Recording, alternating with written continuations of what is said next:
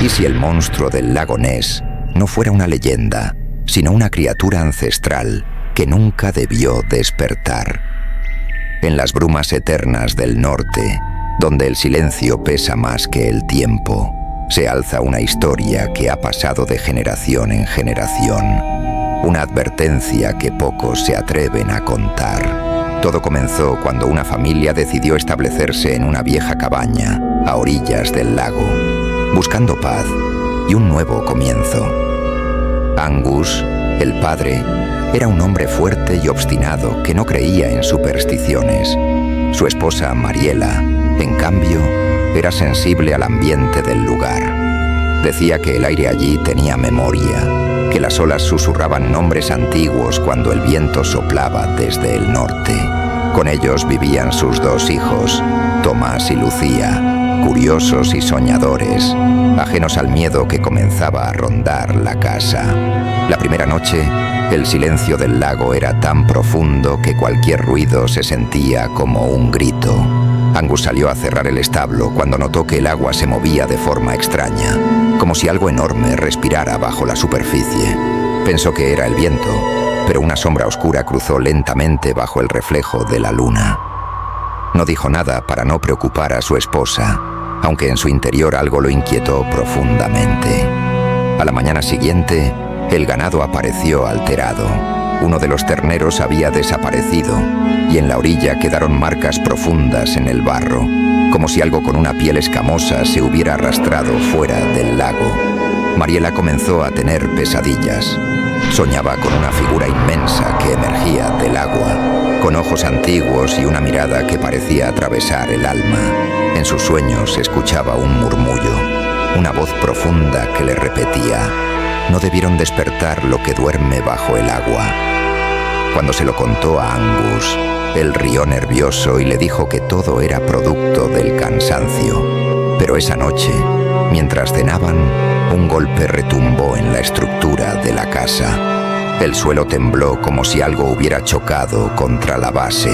Angus salió con su linterna y solo alcanzó a ver círculos en el agua, grandes y concéntricos, como si una criatura enorme acabara de sumergirse. Los días siguientes el ambiente se volvió más denso. Los pájaros dejaron de cantar y una niebla espesa comenzó a cubrir el lago a toda hora. Lucía, la menor, empezó a hablar con alguien invisible.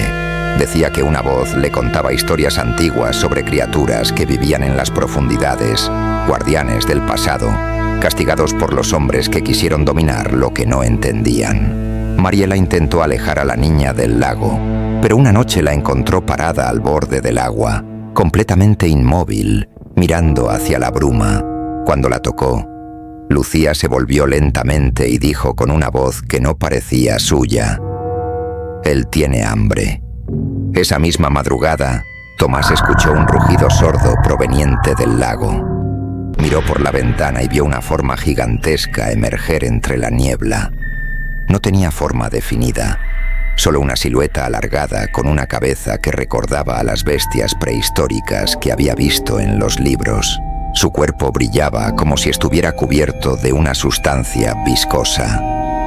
La criatura se movía con lentitud, observando hacia la casa. Tomás gritó, y cuando Angus salió, el agua ya estaba en calma, como si nada hubiera ocurrido, pero el suelo temblaba bajo sus pies, y el aire olía a hierro y humedad. Y, a la mañana siguiente, encontraron a los animales del establo mutilados, drenados de sangre. Mariela ya no podía sostener la mirada. Decía que el lago estaba vivo, que respiraba, que escuchaba. Angus, desesperado, fue al pueblo más cercano buscando ayuda. Pero los ancianos se negaron a acompañarlo. Le contaron que esa criatura era anterior a los hombres, que los antiguos la llamaban Nessie, el espíritu del abismo, castigado a dormir bajo las aguas hasta que alguien perturbara su descanso. No se mata lo que nació antes de la luz, le advirtieron. Solo puedes rogar que vuelva a dormirse. Esa noche, Angus decidió enfrentar lo que fuera que habitara allí.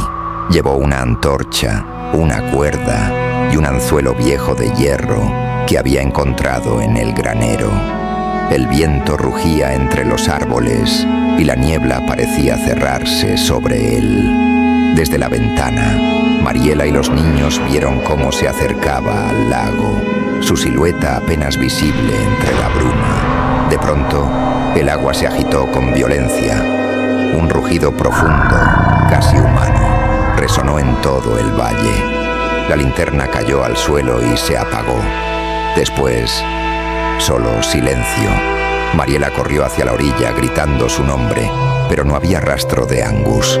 Solo burbujas emergiendo lentamente del agua y el reflejo de algo que se movía bajo la superficie. Esa noche, el lago volvió a quedar inmóvil, pero el amanecer trajo un nuevo horror. En la orilla apareció el anzuelo que Angus había llevado, retorcido y oxidado, como si hubiera estado bajo el agua por siglos. Desde entonces, la cabaña quedó abandonada. Nadie volvió a verla habitada, aunque algunos viajeros aseguran que todavía se escuchan voces en el viento y pasos sobre el muelle cuando la niebla desciende. Los lugareños cuentan que, a veces, justo antes del amanecer, una figura emerge en la niebla. No tiene rostro, solo una sombra que observa en silencio y se hunde lentamente en las aguas del lago Ness. Dicen que si caminas cerca del lago y escuchas una respiración profunda detrás de ti, no debes voltear, porque quien mira a la criatura no vuelve a ser el mismo.